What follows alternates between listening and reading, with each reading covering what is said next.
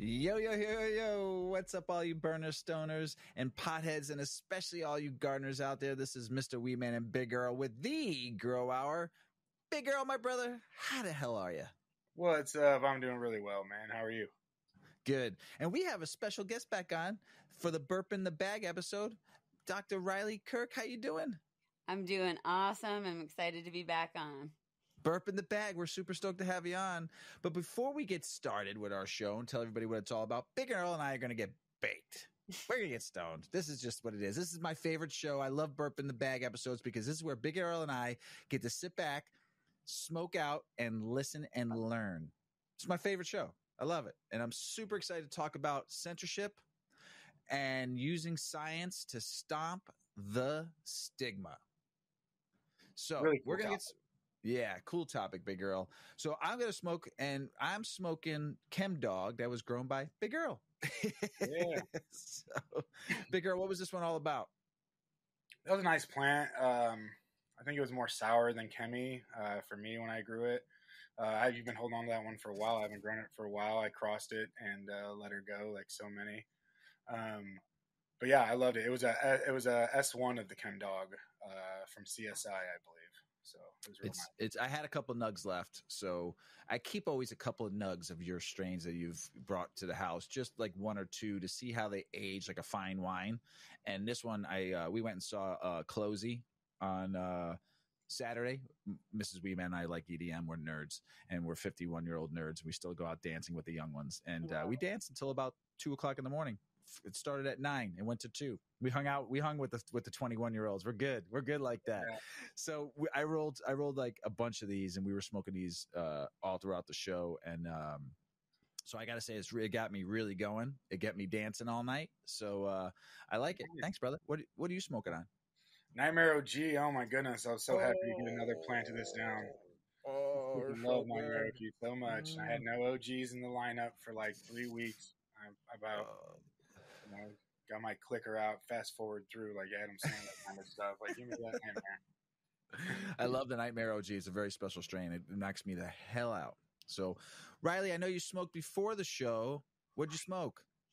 I was smoking Fog Dog that my friend grew in Massachusetts. I don't know if you've ever tried it, but it's my first time trying the strain. It's really nice. It's definitely more like body high, but it's very mellow, which is a good nighttime smoke for sure. Nice. And I see you have a lovely teacup. Yeah, it's lovely. What kind of tea you like? I'm a black tea. I love oolong. I love your nerdy teas. Oh yeah, this is from This is chamomile tea that I grew in my garden. It's good again, awesome. Nighttime tea, but I pretty much drink tea all day long. I had black tea today. I actually just learned to make my own like bubble tea, like boba. So I've been enjoying that too.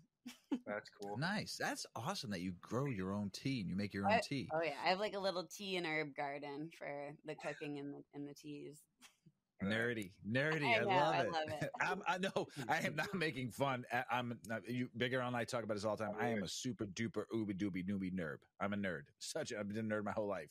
So I just different type of nerd though. I like anime. I'm an anime nerd. Nothing wrong with that. So, but awesome to hear that. So does it to grow? And I know we're going to be talking about something else that Big Girl's really excited about, but is it hard to grow tea? Well, it depends on what type of tea. Like traditional teas can be a little difficult because at least they're not really used to growing in the temperate region of like New England. But things like chamomile are super easy. They grow like weeds, or even like mint tea. Like mint will grow like in a field. You can grow mint really easily. Yeah. And chamomile, as long as you keep just harvesting the flower, it'll just keep going all summer long. So it's super prolific and easy to grow.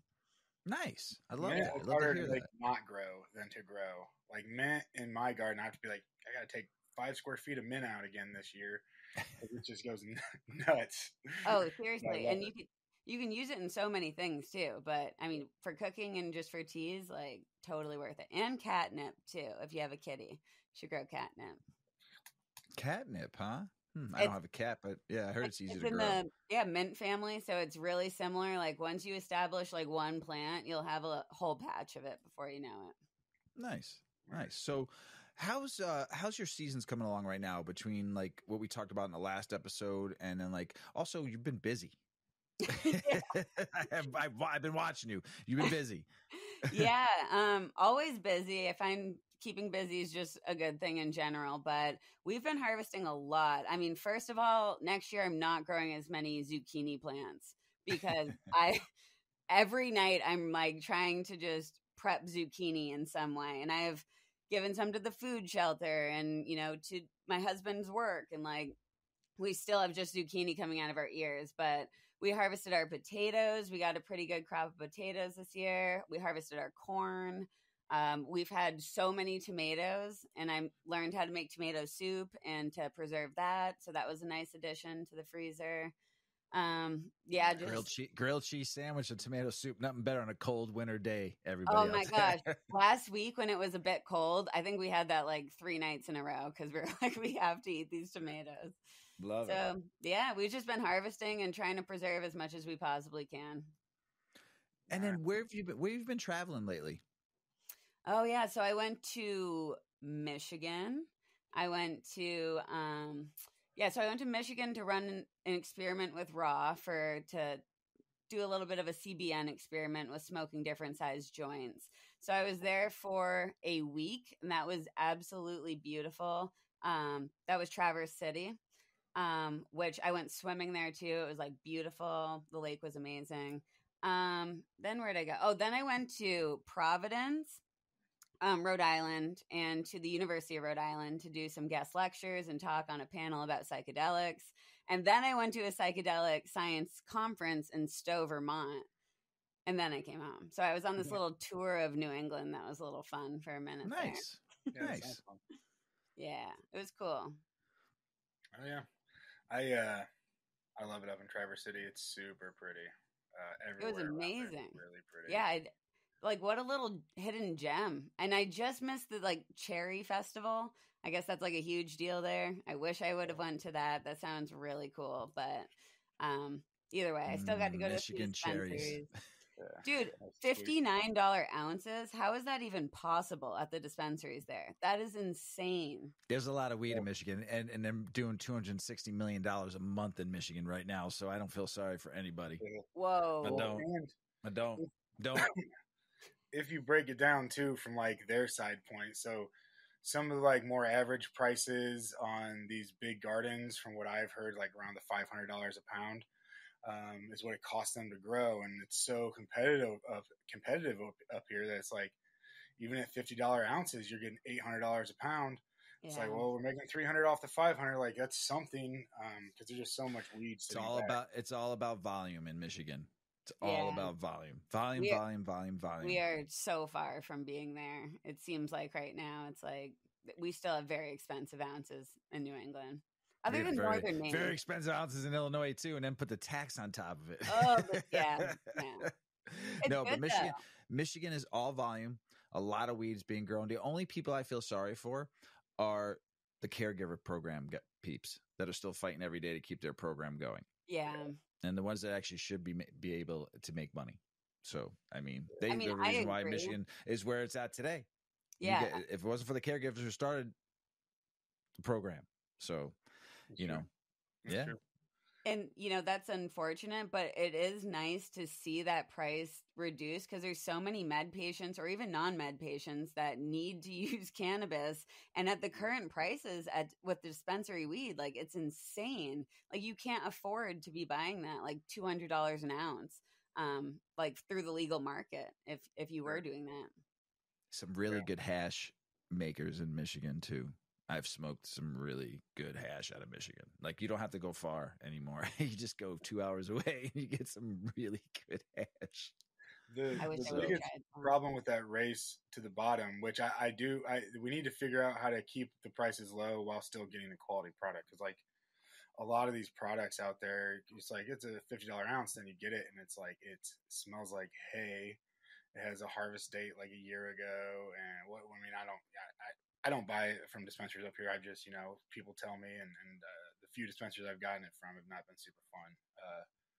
But yeah, it'll be that day. It'll be that way one day. It'll be good quality flower at a lower price, hopefully And for everybody. I smelled the weed, the $59 weed, because it was, one of the dispensaries you were able to, and it didn't smell that bad. And I was a little bit surprised by that. Yeah. Like I would smoke it. I didn't buy it, but I would smoke it. Sure. There's some good growers in Michigan, for big cultivation or craft cultivation. There's some good growers. I've smoked some good weed in Michigan, but I also have my buddy I smoke a lot of good weed from Michigan too. So it's so Michigan, I mean, you got to look at it this way. Here, I'll give you examples. California, right? Oregon, and then Washington started weed, started craft beer, like where it started. And then it goes to Michigan. Michigan is like the second or third largest craft beer producer, and some of the best breweries in the world are out of Michigan. And then just like California, Oregon, and Washington. And then Michigan, first Midwest state to start cannabis, right? Yeah. And on a med, and then going into rec a little bit later. But I mean, there's 600 dispensaries in Michigan. I mean, wow, that's a lot. That is a lot. That's a lot. That's a lot. And probably the most liberal caregiver system as well, for now. As far as like 12 plants, 5 patients with 12 plants, so a caregiver can have 72 plants. I don't know if many other places have that. It's given a lot of people an opportunity to do something in cannabis, and I love the Midwest. I've been in the Midwest for 23 years, almost 24 years now, and the Midwest is different. I mean, I'm from the Northeast, and then I moved to the Southeast, and now I'm in the Midwest. So I kind of lived east of the Rockies. So you just gotta. The Midwest though has always been strong in a lot of things, but they've learned from the West Coast on how to craft things, if that makes sense. Because now I'm really high. This really kicked in. I told you, Earl. I told you this is why I love Burpin the Bag. It's just a free flow talk. You're gonna start dropping your F-bombs soon. No, I haven't. I'm ready for it. I'm good. So Earl, let's move on. Let's go. I know Riley's on the East Coast, so go ahead. Ask her about that, the elderberries. Oh man, I love that episode. Can I tell you that? I put it in the notes. I told my wife afterwards, I was like, we're going to be freaking looking for elderberries when we drive down the road now. Just don't worry about it.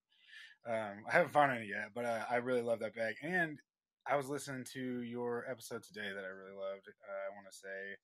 And the imposter syndrome, I think, was spot on. And just kind of what a tough subject. And it was a really good episode. Thank you. I appreciate that. I appreciate you putting that out there. Yeah, and in the spring, during the elderberry episode, I mentioned that, or Jake and I had mentioned that it's easiest to start looking for them in the spring because they're these big white flowers. Well, they're small, but they're bundles of white flowers. Whereas this time of year, they're just like black dots in the woods. So they're very hard to locate just by, like, if you're driving. But yeah, in the spring, I will post pictures of what the elderberry flowers look like so that maybe you can, if you're still looking then. Keep a map. Yeah. Also, imposter syndrome and smoking weed. I feel like that's an interesting combination. I don't know about you guys. I mean, I know you guys don't make like a bunch of reels and TikToks and that kind of stuff. But sometimes when I smoke and I try to record a video of myself and I'm like looking at myself talking to my phone, I'm like, absolutely not. I can't do this. This is way too much right now. So it kind of, I feel like it can make that worse. But sometimes it can also make it better, but it's hard to like predict what's going to happen. I do a live reel on Sunday, not a live reel, but I record myself on Sundays and post on Sundays. Just a motivational talk, like, "Hey, I love you" out there kind of thing. And play some kind of a song behind me that means something for the day, kind of thing. Yeah. And that's the only thing I truly really like do a reel of. Everything else is all like articles and me just chiming about the industry and stories. But that one reel I do a week, it getting stoned before that and then waiting and not being too stoned when I do it. You can't be too stoned. You really like, because I gotta get it done, or else there was one day I was too stoned and I must have re-recorded like 15 times. I'm like, I was pissed. I'm like, this one sucks. This one's boring. This one sucks. This and then the magic's like not there anymore. Like your 15th time, you're just like mad at yourself, and you're like, I don't want to be here anymore. Right. Yeah. If I can I try to do it in like one take. I want to be done. I just like I want to just if I have this one time I was too baked. I'm like, this sucked, and I got in my own head, and you didn't want to do it. And so I can look at myself in the camera, but you just get in your head sometimes when you're trying to produce something that's. Here's how I feel. When I'm producing something, it's not for me. Does that make sense? So it has to mean something. I just can't do something. It has to mean something for me to do it. So I see everybody's reels out there, and I'm like, I could, but does it mean something? Because I want to put content. I'm not an influencer. I tell that to people all the time. I don't want to be an influencer. I just want to be me. Yeah. That's it. And what I like is what I like. And hopefully you like what you like, and I'm an advocate for weed and for marijuana and cannabis because I have been since I was born with it in my blood. So to be able to like do a reel or do something, you put really good content out there. You put a lot of thought into it. You put a lot of training, you put a lot of knowledge, you put your heart, and you show your passion. If I don't have passion in it, I'm not doing it. And that's like one of the things when people ask me for like advice for creating content, like I say, don't make content if you don't want to that day, because it's so obvious to people watching you if you don't want to be doing that. Like if the passion isn't there, they don't want to watch it. You don't want to do it. So just don't. And just save that idea for a different day when you're feeling inspired and you're feeling confident, and then record it then. And it's going to do so much better if people think that you care. And it's like, you're sharing your passion. Because you use science for advocacy as your social media platform, and you're educating people. And what Mrs. Weedman, my wife, talks about the most is on everything, all 8 decades. It's all about stopping the stigma. So you use science to stop it. Yeah, part of it. I mean, what my goal is, even if it's not always obvious, is like giving people little snippets of information that they can use in conversations to talk about the science of cannabis, the medicinal benefits. Like they can sound like an educated consumer so that when you're talking to people, they're like, oh yeah, there is a lot of science. There is a lot of research. There is a lot of information here that cannabis is safe and it's effective and it's a good medicine. And just kind of using or teaching people communication tips, I think is really important, as, using science, using communication as advocacy. And also being like, I am very open about the fact I use cannabis every single day, multiple times a day. Like I call myself a stoner because I think for me, like if I can put that out there on social media, on all my platforms, and also say, yeah, I also have my PhD in pharmaceutical sciences, and I'm also a part-time professor, like that's showing that we are not just lazy, stupid people. Like we are all functioning members of society, and we all offer something to society. And we need to be able to show that we're everywhere and that we can be open about it and still be smart, well-spoken, good people. I'm going to tell the truth. I'm ambitiously lazy. Oh, I love being lazy. I'm ambitiously lazy. I like to get my shit done and get it done so I can have some time to be lazy. I'm lazy, just like fucking 99.95% of the people out there. Everyone's got a little bit of laziness in them. You need to relax. You need to unwind. That's not being lazy. Like, we're not supposed to work like 24/7. Like no terrible. Animal like is supposed to work 24/7. But no. We push ourselves to do that. I'm jealous of my dog. She sleeps like 15 hours a day. I'm like, yeah. And then you get up and you forage for food, you poop, you pee, you do whatever the hell you got to do, and then you go back and you sleep for 3 more hours. You get to play. I want to do that. You do your work, but man, I like to be a little lazy here and there. So there is no lazy. I've been saying this for a long time. There is no lazy stoner, burner, or pothead. Okay, there isn't. Lazy people that have. There's just lazy people. Yeah, 100%. And I'm ambitiously lazy. I'll be the first one in a minute. I get my shit done. I get it done right. I want to get it done right the first time, so then I can go fuck off for a little bit. There's the first F-bomb for the show, ladies and gentlemen. I start on my whiteboard. There's one. So, but there isn't any lazy stoners, burners, or potheads. No, there's not. 100%. No, there's not. There's just lazy people. You're already lazy. You're already lazy. I was thinking about this today. Like anytime anything's like associated with drinking or smoking or whatever. It's like, those are the people we need to focus on. It's not the substance. Like, it's never the substance. Let people do what they want to do. Like, a lot of people find value in cannabis, and often it makes us just calm down and chill and have a good time. But even with something like alcohol or even something like cocaine, like, it's not just the substance. We need to, like, if somebody wants to be angry and a killer and whatever, like, they're going to do that regardless of substance. So I just think we need to start blaming the people and not the substances that the people are taking. Sure. 100%. 100%. I mean, it's a lot. We like to point and blame people as like a society, a species. I don't even know what, we like. I'm just a fucking human being. I make mistakes just like every other human being out there. Constantly. It's just so You're not simple. making mistakes all the time. You're not learning very much. Yeah, 100%. 100%. At least for me, like, I got to be making mistakes. Yeah, it's the only way to learn.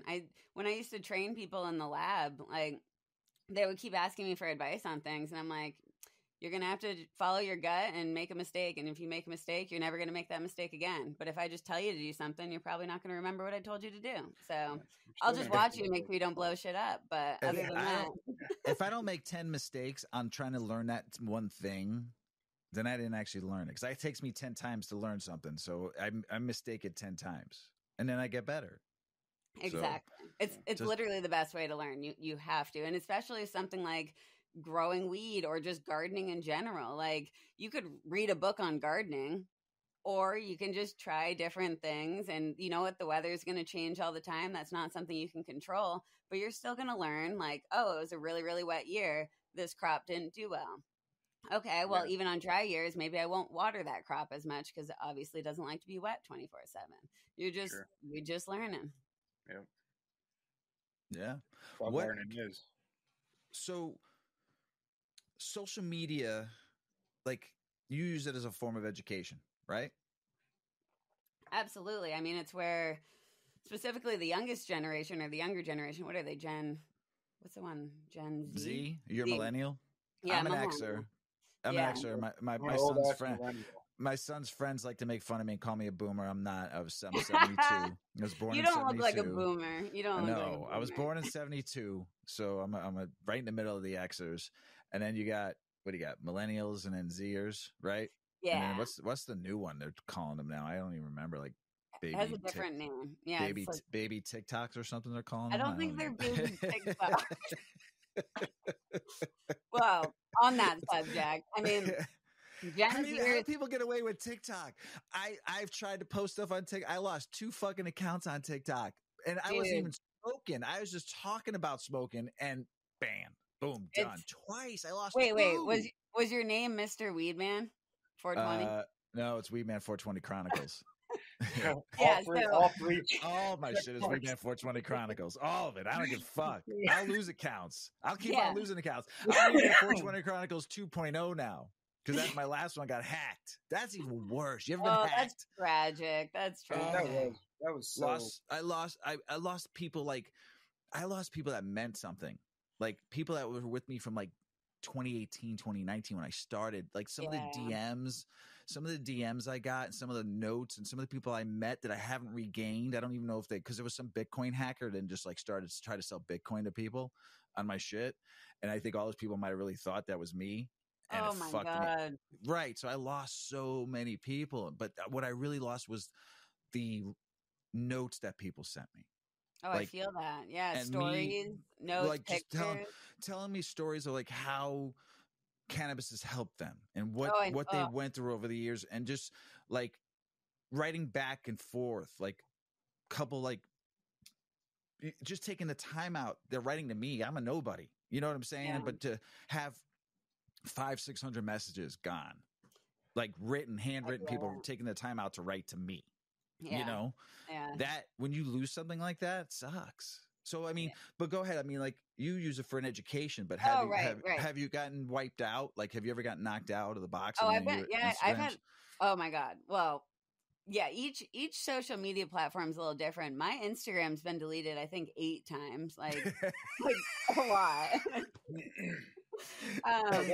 When we talked about your burp in the bag, I was like, I'm gonna bring up censorship, because it happens. So I've been a fan and following for, I can't even, like, close to a year, I'd have to say. Back when you had a different show, was a Yes. huge fan of your old show, and it was like, man, I can't believe they are deleting her freaking account. This is insane to me. I think it wasn't the algorithm though. I think that was specific people who just hate me. Like, reported you? Yeah, Because- like that were reporting because, my content. Was it because of the whole the trapping? You know, You I think do it a was- lot of controversial things, so I'm not really sure. Because I also, like, if somebody's like being an asshole in the comments, like, I'll play back, and that's like I'm Good for making you. enemies. I make Good for enemies when I you. do that. No, good for you. I Yeah. just give everybody a heart, whether it's good, bad, or ugly. I just give them a heart. I've You- you I've s- now s- started blocking people instead of like, Ooh, block's nice. yeah, the block. You don't even have to worry about it, bro. But Right. you have to block them, or they're gonna report you. Like before, Right. I'd be like, "Oh, I wouldn't block anyone, like free speech, whatever." And now I'm like, "No, fuck you guys. Like you're gone You forever." work hard. You work hard to Yeah, build absolutely to not. build that. Here's what I'm going to call it, because I don't like calling them follow. I don't think I follow people. People follow me. But what I believe I have now on social media is a tribe of people who I am involved with, community, tribal yeah. community. You know, of just people that believe in cannabis. And Yeah. everyone's got their own opinion. You know, so I think to me, I'm not looking just to follow anybody anymore. I'm not looking to like just play the follow game and follow me off. If you want to follow me, great. If you don't want to follow me, fine. If you follow me and I don't follow you, or if I follow you, who cares? I just want to be kind and spread a good word. I'm not. That's the best if I get- attitude to have on social media. Is Because I'm just so like, done with it. I'm so you done with can't like. care about numbers either. Like I'm done it's with not it. that kind of game. No, Like I'm done with it. you just need to post things you're passionate about, and Yeah. you'll attract the right people. Like you Right. can't play the numbers game ever. Right. It's in everything you read about. Oh, you gotta. You know what? No. I just want to be your friend. If you want to be friends and you want to talk about weed, and you want to post stupid stuff, and you want to talk about something good, and you want to join a cool community that people post some fun shit, and you want to learn about weed, come hang out. Yeah. If you don't, you don't. And I've had my TikTok fully removed too, but that was only one time. TikTok is actually a lot better for me with this type of information. And I think it is because they don't take like the false reports as seriously. So that definitely helps. But also I keep my content pretty like education focused. And I try to keep it there. So if they have to review my content, they can be like, oh, okay, well, she's not showing herself smoking the plant, which you can never do on TikTok. Like you will never. I did. do it. I did that once and I lost my account. That was like Yeah, that was you my can first never do TikTok. that. I didn't know. It was probably like my 15th video in, and I was like, I'm fucking lighting a joint. Bang. Oh. Did I know? Did I It's know? so quick too. Mhm. Yeah. But I mean, there's also like less obvious censorship, right? Like not your whole account being removed, but maybe that video only reaches a very select pool of people. So that's like being shadow banned, but Ugh, you know, I'm so shadow banned right now on Instagram. It's not even funny. oh, Instagram obviously has the God. cannabis community like in a pool, and we all just see each other's content, Oh, and that's it's it. Like terrible. that's the content we see. That's That's it. yeah. It's But Do you TikTok, think- the only thing I post now on TikTok is the episodes that I launch for the Yeah. podcast, because they don't ban that, and videos of my dog Yuki, and that's it.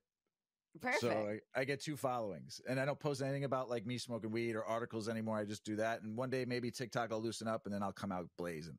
Exactly. Literally.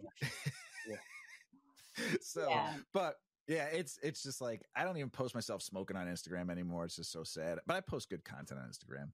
Yeah, I mean, and you just so- kind of got to keep going too, kind of as you're saying. And when that changes, like you'll be in a good place for yourself to get out there again. And I think it's important for us to keep posting on social media, even though it feels dumb sometimes. And it's like, oh, she posts on TikTok, you know, it's a Chinese website, blah, blah, blah, like with a bunch of children dancing. But you have to realize, TikTok like, is fucking funny. okay, it's the best. It's the best. And I app, learned but- so much on TikTok. It's Dude, all how you use the algorithm. I've learned about like how to live out in the wild. I've learned about RFK Recipes. Jr. I've learned about recipes on just TikTok. recipes are fire. Yeah. amazing. I've learned so much history, culture, like stuff I never would have known before if I had to like dig deep in the internet. And I was like, Dude, oh, I like this. And then it'll run for a little while. This is literally it. It's, Gen Z, millennials, like this is our main way of getting information. It's not the news. It's not the radio. You get some really good legit news. Yeah. Legit news, worldly news, like shit that our news here in the States ain't showing. And you're like, you motherfuckers are hiding shit. And you have to think of it like, or at least this is how I conceptualize it sometimes. It's like, you're essentially on the news. If you go like viral on TikTok, like you're on the news. You have millions of people watching you talk about something that you're passionate about. So you have the opportunity when you create content to change lives, to change perceptions. And like, I take that very seriously. So I try to make good content that people will see as educational and see as destigmatizing. And, maybe they learn something that changes their use patterns, or maybe they don't, or maybe they learn something they can tell someone about. But it's you kind of have to realize like you have this amazing platform with modern day social media. If you can use live, it correctly. instant, like that. It's so amazing. Fast, it's so powerful. So quick. Like you flip through and you're like, oh fuck, holy shit, wow, But I'm scared now to post content like I was doing the first two because I'm afraid I get booted, and so I'm just being chill right now. And like I said, I'll come out blazing, guns a blazing soon. I will. And when you do when you get in trouble, like if you get a strike or something, like you have to chill for a minute. You can't just keep I'm afraid to. I'm afraid. I'm two strikes. I get one more. Who knows? So, and I don't feel like doing it. So I'm playing nice. Just posting the podcast episodes and dog pictures of Yuki. Well, and none of these social medias have like someone that you can contact for help. If it's like, oh, my account was wrongfully deleted. Like, good luck. You're just when my shit was getting hacked, I was trying to contact fucking Instagram. I was panicking. I'm like, oh my goodness, I'm gonna lose this account. And not even an email back. I was crying. Right, big girl? Yeah, no, it was so upset. I was upset for like a week. I was hurting. Not because it's a lot of work. Like setting up and, like 1,400 posts. Like I had a lot of content on that last one. A lot of cool shit. Like all my Weed Man costume photos across Chicago holding Legalize It signs and stuff. Good thing I had all that backed up. It's like a diary. Like looking back, like it's literally significant moments of your life, and it's just gone. Now it's like people send me stuff like if I don't even click on it anymore. I'm so afraid. That's how that Bitcoin hacker got me. He was just played with my emotions, like saying, "Hey man, I'm a bud tender here. I'm trying to get into a voting. I need some money, and if I win, I'll win $200. Can you vote for me? I need it for my wife and kids." And I clicked on it, and as soon as I did it, I said, "You dumbass." Oh no, that's so sad. You were just trying to be nice. Yeah. And I didn't do it for like a month. I didn't do it for like a month because he kept on hitting me. I'm like, nope, I don't trust it. And then it was like played with my emotions about family and shit. I was like, oh, dude, that's fucked up. That's like next level hack. I got a hard skin and a soft heart. He sold me, and I fucking felt bad. Oh man. Do you think this is kind of specific to? I mean, I know cannabis isn't legal some places and is legal other places, but weed has this whole bro science side, backdoor side to it, and so we deal with like legal science, nothing at all going on fishy here types of pages and influencers. But then we have this whole other side that's all over all the social medias really, and that's the backdoor side. How do you think that's damaging to the industry? Do you think that's holding back? Do you think that's kind of one of those things where they're like, we're just going to group some of this together? I don't think it's damaging. I think any sort of normalizing, if we can just get more stuff out there about it, I think that's definitely good. That's part of destigmatizing, is like showing that everyone through all the spectrums is involved with this. And sometimes there is a bit of truth behind what they're saying, which can be a great kind of stepping stone if you're just starting to learn about weed. Like I realize some of my information is not accessible. Like it's way beyond what people ever want to learn about with weed, and that's fine. So I think it kind of depends on what the person wants to learn and how they resonate with the creator. Like, I mean, I'm fine with anyone creating any content, and if it really is really, really, really wrong, usually you can tell just in the comments, like pretty quickly. Enough people will be like, dude, this isn't even true. Like, why are you making this stuff up? Yeah. So, I mean, I'm fine with it. I don't know. How do you guys feel about it? Do you not like the bro science? No, I don't think I follow any bro science, so I don't know. I don't know really to follow it. So. I think the best gardeners out there use both sides. So I think so there's too. there's a bro science side of this that's like you can't replace somebody that's been growing weed for 20 years with a book. And there's also a side of this where there are our education. I know we have definitely fantastic horticulturalists, professors, and people learning. But the people teaching the actual cannabis classes now, I can't see them being somebody who's been doing it for a very long time, actually growing it. I can see them being very smart and having tons of tips and tons of stuff that'd be very helpful to a bro science type of gardener. But I think that they can't give the whole package yet. And one year at some point they will be able to, when the professors have been growing weed their whole life and are educated. I think that too, and I've noticed that gap, especially like when academia tries to offer some sort of like certificate in cannabis science or something, and I'm looking at the lineup of professors, and I'm like, none of you have ever grown or probably ever smoked weed before. Why are you teaching this? Like, stop. So I learn a lot from Big Earl on growing, and I read a lot, so I don't really follow, the folks we have had on the show. But I went to school for cannabis. When Illinois went legal here, they all 8 of the junior colleges got some of the tax donation to offer cannabis retail specialist courses.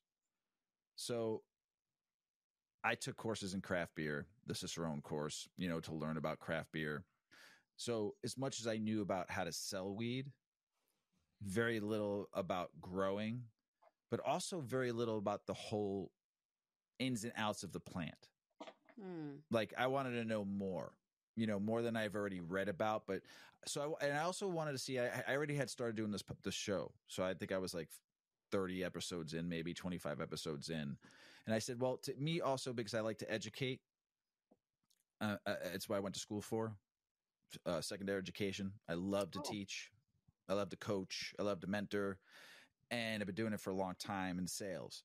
So, but I'm like, if I'm going to become someone to be able to talk about this, I have to know everything about it. Yeah. I've sold traditional market forever. Yes, I read magazines, or maybe I might have read this back in the day, or heard stuff, or read an article, but never dealt deep like into studies. Because I'm 51. And the internet wasn't around, and back when I was younger.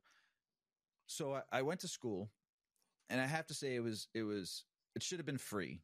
The schools shouldn't charge for it because it was coming from the tax dollars. That was the only thing I could say that rubbed me the wrong way. Yeah. Okay. It's already paid for. Illinois did $600 million last year in tax revenue. You're telling me you can't just give it to it for free? It's like teachers? Donating blood, and then they charge you like a fuckload of money to get the blood. So it was $1,200. Fine. So for the certificate course, it wasn't part of the associate's degree, which is where I got my associates from. It's actually a really good junior college, and it was cool that they were the first. I was the first body of the course, and I thought it was great. I thought they taught really well, so I think it was worth. I think, like I said, it should be free, but it was worth my time and my money to take it all, because it started off with the basics of cannabis, the rules and regulations of cannabis, and then it taught the horticulture of cannabis. So you got really delved in. It taught the history of the plant from when it was discovered. It taught the history of when cannabis went through They did it for their first one. I was a part of their first one. That's cool. They did a really good job. Was it the best? A lot of stuff was pulled off the internet because these were new teachers that were interested in the plant. They were the teachers that taught science and stuff like that. So I have to appreciate that they really wanted to learn. They actually went out and got podcasters. This was back in 2020 that had good followings and taught about the plant on podcast. They had a couple people come on and teach. I thought it was dope. They gave you a lot of good notes. You had to take tests. You had to write essays. You had to learn. It was good. We actually got taught. the rules and regulations was taught by a lawyer who was a DA for a very long time, cool. put people away, and he taught the rules and regulations. I thought it was very good. I thought it was a very good course. I just think the only thing that rubbed me the wrong way was that they charged. It should have came from the tax dollars. And I think the governor and the people who wrote the laws fucked that up. And I also made the cover of Moraine Valley Community College magazine as being the first cannabis student. So that's very cool. I didn't know that. Yeah. But now they stopped teaching that retail specialist course, and now they're doing growing courses there, which I was thinking about going back just to learn, just to take it, because I went there and I think it's cool to support it. You know, they should offer for free, though. I'll see if they offer free, because I ain't paying that kind of money ever again for cannabis, because I got Big Earl to teach me. Maybe for their first student ever, they'll give a special discount. Yeah, maybe. I just think it should be free. All the junior colleges should offer for free. The 8 that do. And I think most education should be free. Yeah, especially the basics of cannabis course, where you can just go learn about the plant, learn about all the basics, the history. It's a 1 hour course a week for 8 weeks, and you're done. And I thought that was a great course. So go ahead. Sorry I took too long, but talking about the bro science of all. I think you have to educate. If you want to educate people, you have to be educated in ways of what you're going to talk about. I agree with that. And the experiences of it all, though, too, come with that. And I think any form of education, like at any level, the value can even come with like identifying like keywords that then you can go research on your own time. But maybe you didn't even know those words existed, like cannabinoid. Like if you didn't know that word existed, then when you talk about THC, CBD, CBC, CBN, none of that means anything. You don't even know like what this reference is. So like slowly starting to piece that together. And cannabis is not an easy subject. Like it is really, really, really complex. And then how it interacts with your body is like 10 times more complex. So it is not something I would expect people to just like grasp by listening to like one podcast episode. It kind of takes the dedication of the user, of the community, to be like, I want to learn about this because I'm doing it every day and it's important to me. And it's still constantly changing. Like the education, it's like every day we're like, oh, actually, this is the type of light that does this for the plant. Or actually, you don't, like, it's every day is something new somewhere where it's like, holy shit, we didn't understand that right. It's crazy. It is crazy. And just research coming out about, you know, this molecule is good for this medical condition. Then everyone's like, oh my God, okay, well, we should be treating this with it. And, you know, everything changes on the medical side so quickly. So you kind of have to be on your toes and also, you know, just being aware of what's happening so that you can be the best advocate that you can by just staying educated. The breeding industry, too, something that probably isn't thought about a lot, but the breeding industry follows that very closely. You hear about a cannabinoid, all of a sudden there's a plant that has 1%. All of a sudden there's a plant that can grow 1.2%. All of a sudden you hear of a plant's hitting 2 or 3%. Earl, how long ago did we meet first time at your house and we were talking about, I said, whoever can make a plant with all the cannabinoids in there or be able to specialize in getting people what they want cannabinoid wise is going to be a very rich person. It's going to be a very rich. I said, if someone can capture that in that ball, whoever could do it first, or if maybe not even first, but better than the first person did it, is going to be very wealthy. It's going to be what people are going to look for. So when you said about education, some people don't want to learn. They're going to have to if they want to use cannabis as medicine. You know, if they want to use cannabis as their everyday thing, it's not just about THC anymore. It's about everything else, because there's so many people out there that can't use THC. Right. Yeah. And there's 120 cannabinoids we haven't even discovered yet. That might be that one for that person. That new person that discovers that new cannabinoid that's not synthetic. That's not synthetic. That's really important. Yeah, we're not just trying to rearrange atoms to try to create cool shit. Like we're looking at the plant here. Right. Yeah. So I'm excited. It's a good future. And then right behind us is going to be psychedelics, which I saw the mushroom behind you and you went and talked about you were at a psychedelic conference. So that's exciting too. You know, behind it, I like LSD and I like DMT and I like Molly. I don't really use mushrooms that much. I like them. I like eating them. I like them. Just for me, it's just like, I can't eat them every day.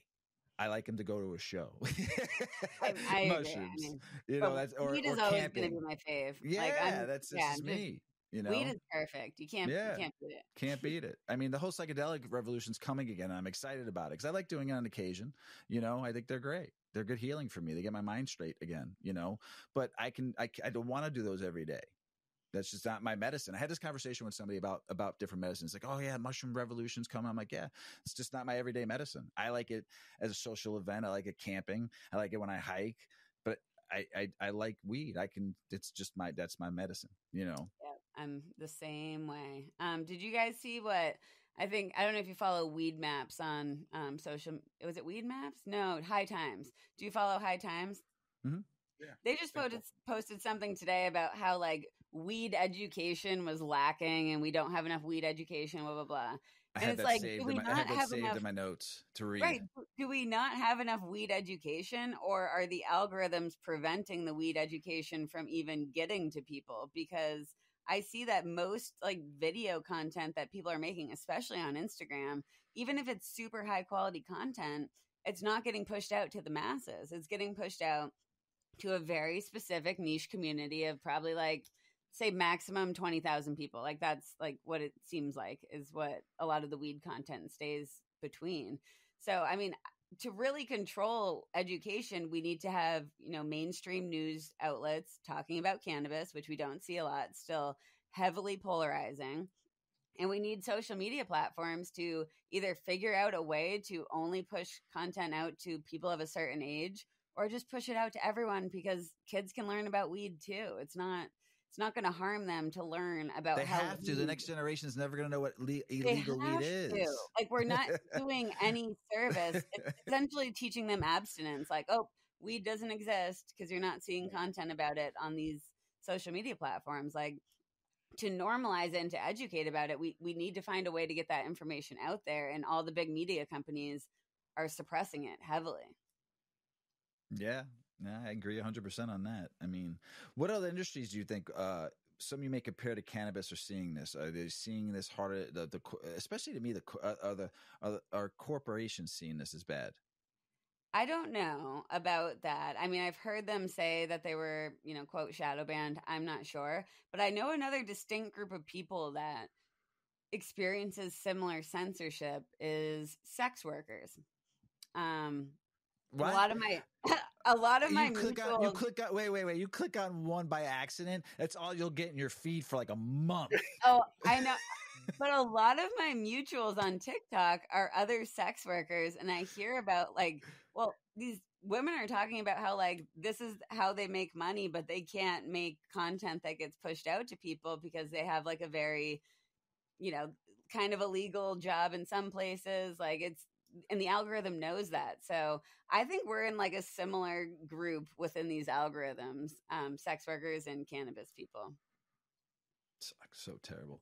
So how much censorship? I mean, why do you think we're seeing this kind of censorship still? I mean, it's like on the cuffs, like so close to like. Well, I don't know if the algorithms go by like government scheduling. Like, I'm not really sure if cannabis was rescheduled or descheduled. The stocks are right now, though. One good thing about it in the government, the stocks shoot back. But also, I don't know if you guys know who like Hank Green is. He's like a big creator in like the science communication world. But he made content about cannabis, and it did great. It blew up on his channel. It, you know, went to millions of people, and I was like, why can he do this, but we can't do this? So I think it does have something to do with it. Hank Green. That's why it must have been his name. It made sense to the algorithm. Green. Yeah, totally. I don't get it. I just don't understand it. I guess I don't really care enough to understand about algorithms and stuff. And I just like what I like. But we never will. We'll right. So it's just like, but they know what I like, boy. I mean, you click on one like of something, and next thing you know, on all my social media platforms, I'm seeing that one thing. I'm like, dude, I know. Oh, come on. Crazy. It's brutal. Like Mrs. Weedman, she has a company she started called 8 Decades. It's a cannabis accessory company that she started ground up. She developed the products, designed them, worked with 2 students at M Hub and helped design. And then we had it fabricated and everything. And she doesn't, I mean, she's so shadow banned. I mean, she's been doing this since 2020, 2021, like really trying to build, and she gets no traction on social media at all. Brutal. It's unfortunate when that's your job, to get that information out there and to get people to purchase things or whatever, and they just you hit a wall. You just cannot get past the wall. It's that there's something at work behind the scenes there that's keeping that wall pretty sturdy. And I mean, it's just wrong. It's just wrong for a person that's not even putting anything harmful out there, not showing half of the stuff that you see on social media that skates by, or gets by. And a lot of people in the weed industry are genuinely trying to offer information that could be harm reduction. You're telling people, hey, if you consume this way, it helps with anxiety. Or, hey, if you suffer from this condition, you should definitely try this product because the science says blah, blah, blah. But you can't say that stuff because you're promoting a weed product. So it's not going to go through. So it is pretty unfortunate. And I don't really know what the answer is other than maybe platforms like YouTube. But do you guys watch YouTube videos? I don't even watch YouTube videos, so I'm not a good YouTuber because I don't even know what to do. Here and there, I watch them. I post my stuff on YouTube, but I watch them when I want to learn something, or I watch something about Star Wars that I don't know about, some nerdy, some anime stuff. Do you ever just let yourself go down an internet hole? Like wherever your clicking takes you, you just TikTok. Go on the journey? I've done that on TikTok. No, but it's more fun not on TikTok, where you can actually click links and you get to really niche parts of the internet and you're like, this is so fun. I'm learning so much about random shit I didn't even know I wanted to learn about. I did that on TikTok.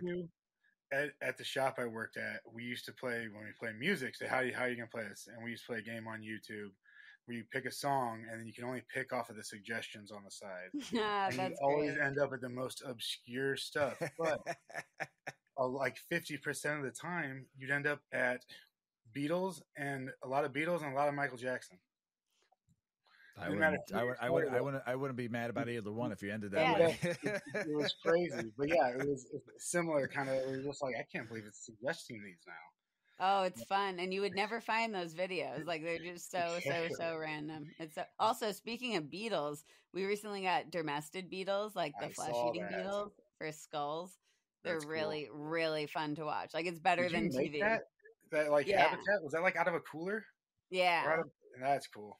Yeah, it was an old freezer, and then we made a top, and then we made a viewing window so that we can just watch them. It's you just put fun. Skulls in there, and they eat the skin off, and then you're left with all the bone, right? Exactly. Yeah. Nice. So you have a beautiful, clean skull left over. Yeah, that's cool. So on to, do you think there's anything we can do? What should we do as members of this, community that's being censored? Anything, get us uncensored to what I do when I see other cannabis creators' videos is I just interact with them. I'm commenting on everyone's video. I'm always just putting hearts and just smiley faces, whatever, liking, sending to my husband or something. Just interact in some way, because that definitely helps videos. Yeah. I don't know what else we can do. I mean, we can Can I ask you a question? Yeah. So do you notice that Mrs. Weedman and I, we're seeing the same stuff now, the same reels, learning stuff, learning reels, learning the same recipes of cooking and the same of this. And I'm like, did you see this? I saw that yesterday. I'm like, and then I'm like, yeah, I saw this today. And she's like, we are seeing the same, probably about 80 to 90% of the same stuff now. We still have our off stuff. She doesn't see anime. I see anime. I like old school wrestling stuff. I don't really watch new school stuff anymore, but she doesn't see any of that. But there's that 80% now we're seeing the same stuff. We have significant overlap. We've sent enough stuff to one another now that the algorithms now know what we like. Perfectly synced up. Yeah. 100%. We'll be getting ready for bed, and I'll hear his phone play a video, and I'm like, I've seen that. I know what that video is. Oh man, it's that's. I mean, every once in a while we'll catch one off of one another. We'll have a start we'll have a hysterical laugh because she hasn't seen it from me and I haven't seen it her. We get some good laughs, but it's like, man, we see so much of each other's same stuff anymore. We got nothing to share. Like, kind of like, we got nothing to share. That's hilarious. I'm not on TikTok really. So I'm on Instagram, and every time I send my wife something, she's like, "Yeah, I was on TikTok last week." Yeah, like a month ago. I was like, "Yeah, Instagram is what TikTok was last week," and I'm like, "No, it's not." Like, but still, and Facebook's what it was 5 years ago, what TikTok and Twitter is now. So, you know, are you guys on Instagram Threads? I signed up for an account. I posted a few things. I can't. There's so much. I can't follow everything anymore. It's driving me crazy. Everyone dropped off of Threads. Like nobody uses it anymore. So I just happened to like pop back on Threads kind of recently. So now it's just a string of my high thoughts. Like it's no education. It's just like random high thoughts, and it's so much more fun. Like that actually makes it better. That's actually it's so fun. I might start using it again. Just going. You should keep doing high thoughts. That's what Wiz Khalifa was doing on Twitter. He would just put a high thought, you know, and I thought that was brilliant. But I don't like. Where else are you gonna put it? Like it's a little high thought diary. Like one of mine from last week was like, human fighting is wild. Like that was just my whole thing. It was like, you just throw it out. Just throw it out there. But like that's what people are doing. It's just like you have a thought go in your brain, you put it on Threads, and then it's gone forever. It's fun. Yeah. All right, I'll have to try that. Make it fun. Cool. Just because it gets annoying. There's so fucking many social media. You don't know what to concentrate on. You're just like, oh, did I post on TikTok today? Did I post on this one today? I posted on this one today. Did I post on this one today? Just because you're trying to reach it. When Instagram was kind of cool for a minute because you were able to post from Instagram to TikTok. I'm sorry, Instagram to Twitter. They took that off my stuff now because I didn't even know you used to be able to do that. Yeah, cool. You used to be able to do that, and about a year and a half ago, they took the Twitter button off. You used to be able to click on Tumblr and Twitter to get it to go your post. So it made so much sense for me and easy life, and now they made it hard. I wish I could just post. Are there apps that you can post to? Like just all your.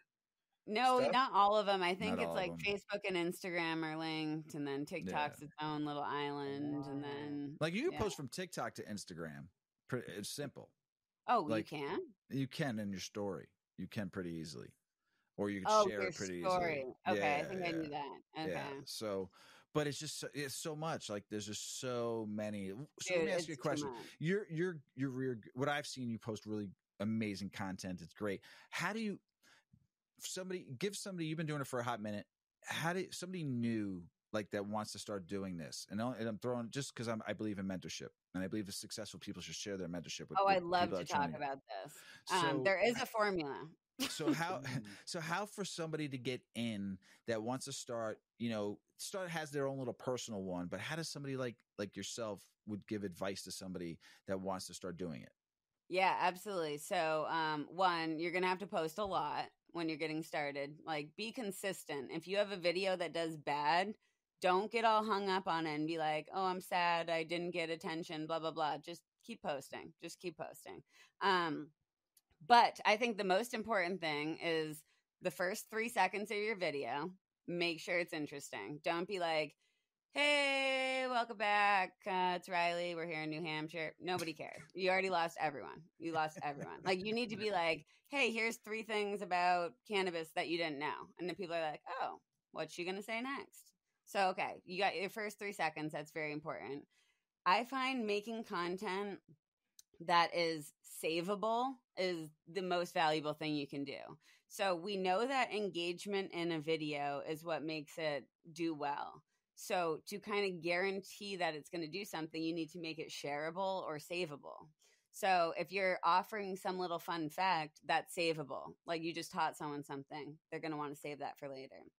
If you say something really funny, somebody's going to want to share that with their friend. That's very shareable. So these are like ways you're essentially boosting the algorithm. And then make it short, less than a minute is ideal. I mean, I say that and I posted a video today that was 1.5 minutes, but typically you want it to be like relatively short because people's attention span is just getting shorter and shorter and shorter. Because there's so much stuff. Yes. And then the last thing is just be genuine. Like, again, if you don't want to be there, people can tell you don't want to be there. But if you are excited to share something that you're talking about and you're knowledgeable in it and like you're making that content because you want to make that content, people can tell and people will want to like watch that energy for longer. So those are my main tips that I think almost any creator could implement and start doing better on their videos. Nice. That's a That was good awesome. little, a good little outline, a basic, nice, easy outline that somebody would Yeah. need. Thank you And for I know it sharing that. works because we like my husband and I have the second account, New England Naturals, and that's exactly what I shared with him. I'm like, I know this is going to work if we just make content like this. We follow those rules, and that account has 135,000 on TikTok and 20,000 on Instagram. And we started it less than a year ago, or about a year ago. Do hashtags still matter? I don't think so. At least not in cannabis. You can't be like hashtag cannabis is medicine, hashtag Yeah, legalized. You got to do all the different words for it. Yeah, Like, exactly. Yeah. Well, So Plant any other medicine. words I found, I would have problems when I do like hashtag flowers because I think it was reaching people that didn't want to see it kind of thing, and it was like that was a long time ago. I stopped using hashtag because I noticed I wasn't getting fucked. I use tree a lot in my stuff. Tree. Hashtag tree. Hashtag tree.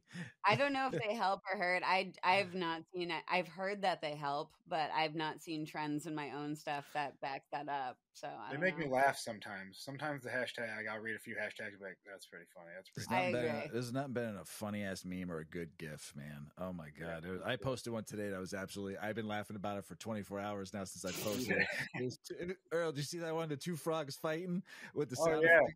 I've been laughing about that fucking thing since 1:00 in the morning last night. I had to post it. I was crying. I want to see it now. I got to pull it up. I was crying. Like, you're gonna die. It's just in my story. I didn't post it as a reel. It's just in my story. And I was, oh my gosh, man, I've been laughing for a while. And, oh, it's too funny. But let me before we say goodbye. Oh yeah, I'm still here. Sorry.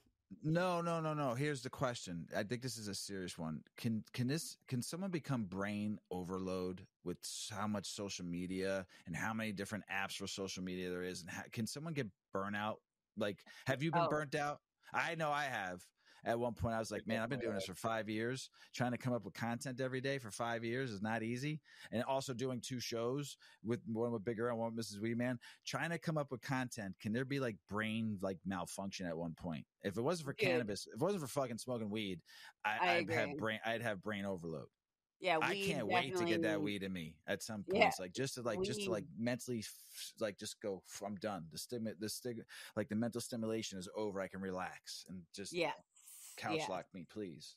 I think people, you can be overwhelmed, and you see this with creators a lot, that they're like, mental health is not okay. Like you see it all the time. And this is why I think it is important when you don't want to create content to not create content, because you're kind of pushing that limit too hard when you're trying to force yourself to be in the mood to do that. And like, lately, I've been on a pattern where I'll like create a ton of content one week and then I'll drop off the face of the earth the next week, and then a ton of content and then drop off. And it's like, all right, whatever my brain's going through, for some reason, I don't want to do this right now. And I just let myself have a whole week of nothing. And of course, like if it's someone like your wife who like needs to make sales and needs to make the money from social media, like that might be different for some people, but if you do have the freedom to only create when you feel creative, like you should listen to that as much as you can to avoid burnout, because then you'll also get more creative in the times that you're giving yourself, time to step away and to think a bit differently and not be stressed out about that. So you kind of have to find your own balance. For some people, they can create content 24/7 because their niche is just like lifestyle. They're just like vibing on camera, like that's fine. But especially if you're trying to create savable, educational, high quality content, that takes a lot of effort. It's not something that you can just like do on a whim all the time. So I think you just got to be gentle with yourself and, kind of work that into your schedule of being like, I'm not going to be productive every day. I cannot post on 4 different social medias every single day and, do all the other stuff I'm doing. Like, that's not a sustainable lifestyle. So let's just not expect that from the beginning. Like trying to live a little bit too. Yeah. I felt the other side of that a little bit. Like 4 or 5 years ago, when I started to realize that like there was so much education out there, and maybe even closer to 6 years ago now. Fuck, it's like the end of 2023. There's so much education out there that like me gardening wasn't enough. Like if I wanted to do more and stay relevant in my industry, I needed to level up. And I found myself only listening to podcasts, only reading these books. And I was like, I burned myself out really hard because it was like, I need to, and so there's so much available that I found that me taking some time and being like, okay, I'm putting the music on this time, or I'm just gonna chill this time, helped a ton. Dude, I struggle with the same thing where I if I'm not like taking in information 24/7, I'm like feel like I'm just not doing enough. And that is how you get burned out. And then your brain's just stimulated 24/7. You're not actually retaining anything. You're just there's just words being pounded at your brain 24/7. But I've dug myself into that same hole, and it's like, why do I feel this way? I do not need to be consuming this 24/7. I actually took off on Sunday. I didn't post my Sunday post. I was like my one video I do a week. I was out till I didn't go to bed till 4:00 in the morning, and this old man was like, "Woo, 4:00 in the morning. It's been a hot minute out dancing till 2 a.m. Stopping for Lawrence Fisheries, getting some fried shrimp and some French fries on the way home. If anybody knows that little secret over there in Canal off of Cermak, Lawrence Fisheries, after a good show, fried shrimp and some fries on the way home. Came home, played with the dog till 4:00 in the morning, went to bed, and then had to go to brunch with our kids. And I was like, you know what? I'm burnt, man. I'm gonna enjoy this one day. I'm gonna live for today. I'm fried bacon, like fried, like I could just. It was a long night. The bags were coming out. I'm like, I'm not posting today. I'm good. I just posted what I did last night. I posted one of the DJs playing. I'm like, this is my post for the day. Just enjoy the music. Dude, I was actually, when I was in Michigan, I had like one of my podcast episodes ready to post, whatever. I had edited it the week before so that I can just post it and chill. And like something went wrong. It wouldn't post. And I was having this whole like episode over it. And then I'm like stepping back and I'm like, dude, this is like your passion project, and you should not be getting this mad over something that is supposed to make you happy. So I was just right there, something that makes you happy. I love it.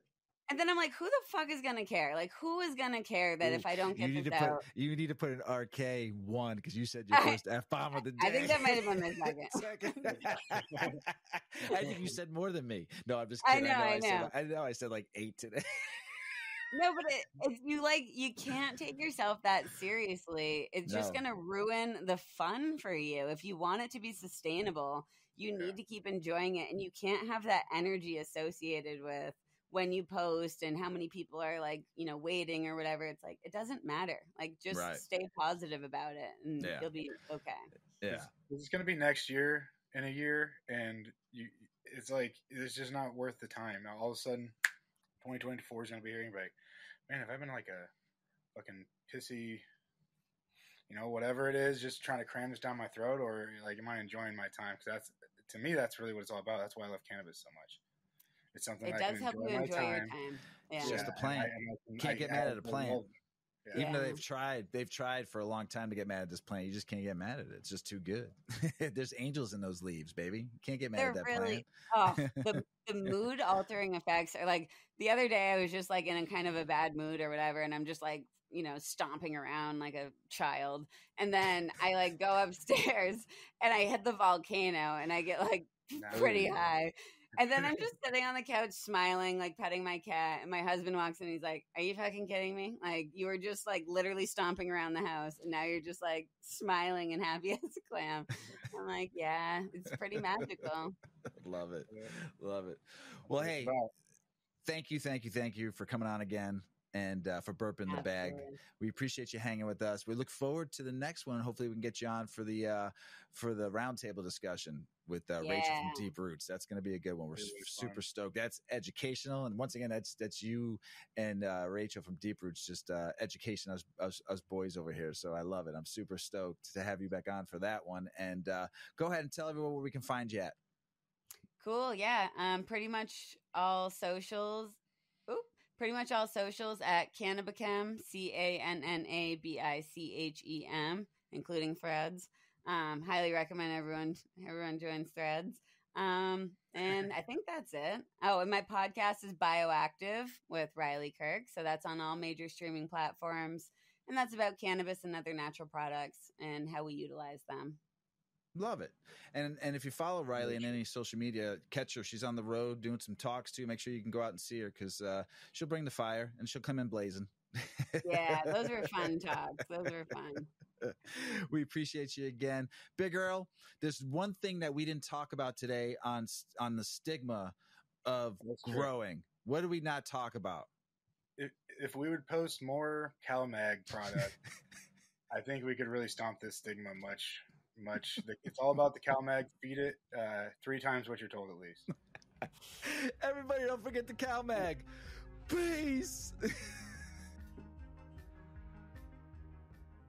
Check out our cannabis lifestyle brand online at 8decades.com. Our custom smokes and accessories are perfect for your coffee table, bedroom nightstand, or kitchen counter. They're designed for you to show them off. The Canna community is also loving our hemp and cotton blend t-shirts, sweatshirts, scarves, and hats, finished off with our 8 Decades logo.